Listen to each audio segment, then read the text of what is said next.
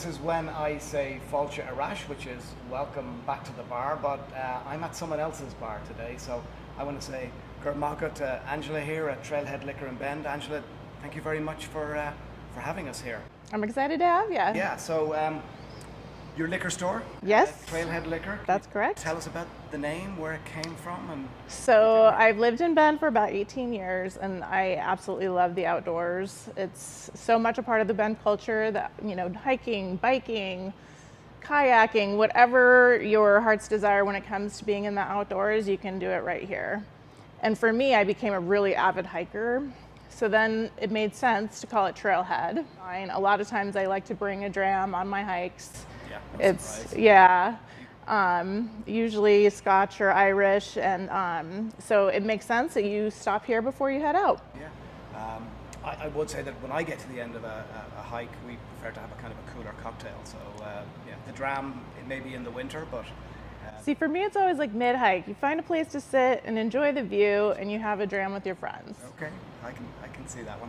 And how long have you been here at Trailhead Liquor? So Trailhead will be open, has been open for 4 years this Great. month. Good for Yeah, you. so it's And been exciting. What prompted you to get into Well, the retail biz? Around the time when my kids were getting older and I was really looking for some other way to spend my time since they didn't need me so much anymore, the OLCC decided that they were going to expand and allow more stores to be in Bend. And at that point, I applied for the store. It was a pretty long process, took many, many months. Yeah, I think we could almost do a video just on Absolutely. Oregon liquor laws. Yep, it's definitely unique, but I was granted the license, and then it took some time, obviously, to get a lease in place and the build out and things along those lines. Okay, and so 2018, you've obviously survived. Thrived. I mean, it was not a bad business to be in during COVID. A lot of people drank a whole lot. I mean, it was a little scary at first because we were considered essential and you didn't initially know how it was spreading and we couldn't find masks and all these things. So there was a certain amount of stress that came along with it. But I think the growth that I experienced during COVID was completely abnormal for a relatively new business. And we've kind of just stayed there at this point. So continued. I know Yeah. we're not done with it yet. We're shooting this video in mid-August of 22, but we're not out of the woods yet, so to speak. But business has stayed up there. It has stayed up there. Yep. Good for I you. think people found us, and with so many restaurants closed, people were learning how to make cocktails themselves, and we have everything you need here to make any kind of cocktail you'd want. So people started learning mixology and Yeah. expanding their palettes and repertoires to make up for what they couldn't get inside a restaurant anymore.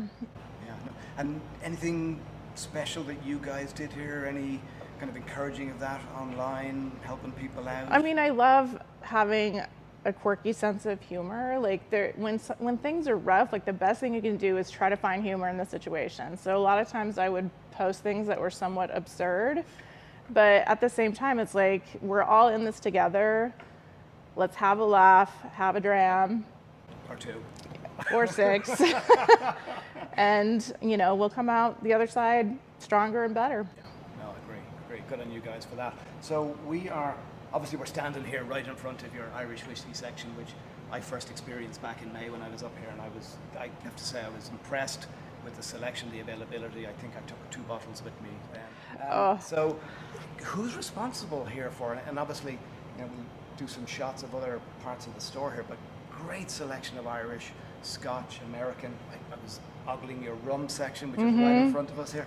Who's responsible for sourcing and ordering and making those decisions? A lot of that falls on the store manager, Justin. He is, I love whiskey, and he really loves whiskey. Like, he nerds out on it all the time and does research and knows more than I will probably ever know about it, and he is 100% responsible for the amazing selection you see here.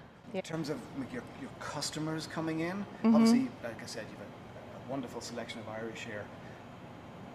Are customers prepared to chop and change? If they're a big bourbon fan, will they try an Irish single grain, for example, or do you find people stay in their lane on their?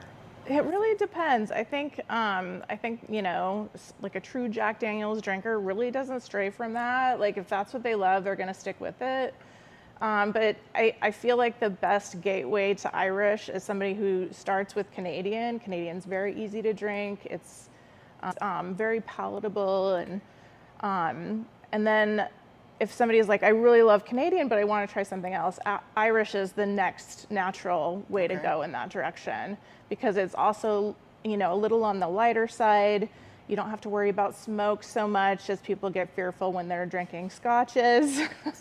So it's a great segue for somebody who's starting in Canadian to move on to Irish.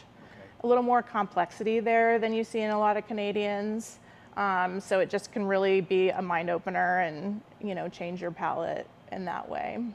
And then with this wonderful selection, you obviously have some folks who are Irish to the core, so to speak, when it comes to their, are they adventurous, or did they, because people stick to the same old when they come I in? think it's a mixed bag, but I would say one of my favorite opportunities is when somebody comes in, they're like, I know I love Jameson, but I want to try something else. Okay. What should I try next? Okay, and the answer is?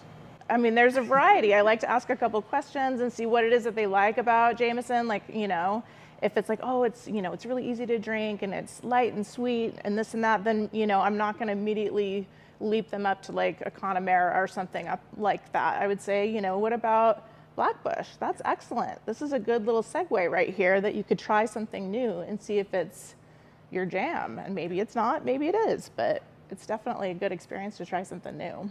So obviously Christmas is the holiday season a few months away, but do you find that people will treat themselves? Oh, around the absolutely. holidays? And it's a great adult gift, right? Because so many of us have what we need.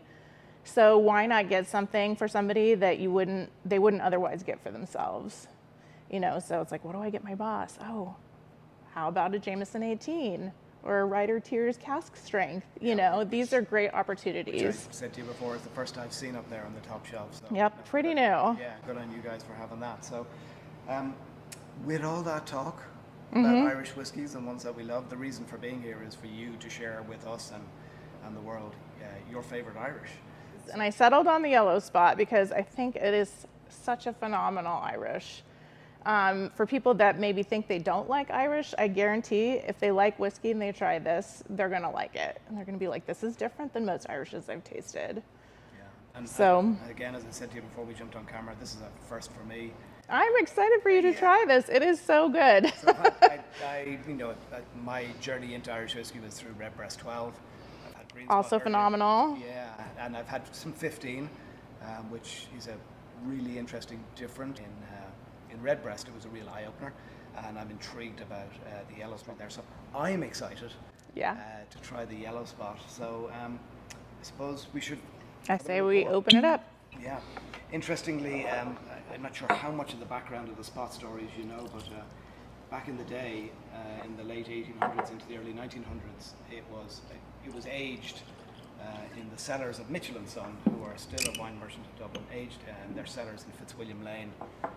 And bizarrely enough, my father owned a newsstand, or newsagent as we call it in Ireland, literally 400 metres or so from there. And I never knew that this stuff was aged in the cellars, literally that close. So my dad That's had pretty the shop cool. since the 70s. So my husband and I had speculated what the spots meant, you know, because we have yellow, green, blue, red, and variations of the different spots. And we had thought, because we had traveled in Scotland and we noticed that they like dabbed sheep with different colors, we're like, well, maybe that's where it came from. So I ended up looking it up because I was curious, and that was not the case. Well, it sounded like a good story, but they did. they dabbed the barrels. Dabbed the barrels, yeah. So, but it's not from the sheep. Right. Well, we should say sláinte. Sláinte. Yeah. So what is it about? I mean, just looking at it, that is like liquid sunshine right there. It's got some nice legs on it. And on the nose, I get so much ripe fruit. And there's like a rich, warm quality to it. Yeah, it's interesting. With a number of Irish whiskies, I get it's a kind of a Christmas cake. Oh, yeah. Irish Christmas cake, kind of warm baking spice character. Mm-hmm. Often when I read tasting notes or hear people tasting Irish whiskies, they say it's got a spiced character. Well, spice runs the gamut. It sure does. So for me, a lot of the characteristic is that kind of warm, bready baking spice character, which I love. Kind of. Right now I'm getting like apple. And interestingly, one of the things I've learned is the main yeast used in the fermentation process is a yeast strain called MX. It's been developed over the years and used commonly by the folks at Irish distillers, and it gives apparently that appley peary character that you smell in a number of Irish whiskies actually comes from the yeast. Interesting. So even though they say the barrel is 70% of the flavour, the yeast in a number of the spots really comes to the fore. And this one is actually 3 cask matured.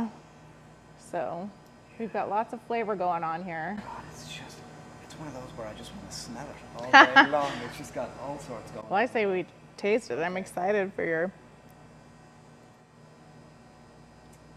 Okay, we just need to stop the video and we will pull up a couple of chairs and... Wow. I can see why it's your favourite. It's delicious. Yeah. So obviously we're tasting them in a Glencairn glass. When you'd be sipping this at home, sip it straight. I am a neat whiskey drinker through and through. It doesn't matter the proof. It doesn't matter. I just love it neat. That's my go-to. Okay. Wow. Thank you for. You gotta love it. Yeah. No, it's a lovely drop. A really lovely drop. So back to Trailhead. I told you that we love to go up to Smith Rock. It's one of a number of walks we love to do. What's your favorite place to go for a walk? So just like with my whiskey selection, I'm torn because there's so many great opportunities here. But I'd have to say probably my favorite would have to be Broken Top. There's a glacial lake at the top, not quite at the top of Broken Top, but right underneath it, that's like framed by the mountain itself, called No Name Lake. Okay, and I it's remember that one. This teal blue, gorgeous, and it's just an epic hike. I love taking my kids when they were little. I have taken many, many friends, but it's absolutely an epic hike to me. Not impossible for the novice. Okay, good. No ropes or anything like that are needed. You just need a good snack, a dram. Of this. And, a bunch of water, things like that. And it's just gorgeous. Okay, well, I think we're probably going to turn off the camera in a few seconds and you and I will enjoy a little bit more of this. But in the meantime, Gur Mahagat again, thank you very much. Oh, I've enjoyed it. For having us here. To those of you who love Irish whiskey and want to get your hands on a bottle, obviously you can see where we're standing, top shelf, all the way down to the bottom shelf here, and there's nothing bottom shelf about it. Not a thing. From West Cork or McConnell's or that's one of the so it's, the one shames I would say about our store is we don't have a lot of bottom shelf here because we just have a more sophisticated drinker that shops here. So when you see something on the bottom shelf, it's never automatic that it is something that will be cheap and not a good experience for you. Yeah, no, I love it. I'm salivating here. We'll turn off the camera and I'll probably do some damage with the credit card. So, but yeah, no, we'll say sláinte again. Sláinte. And thank you.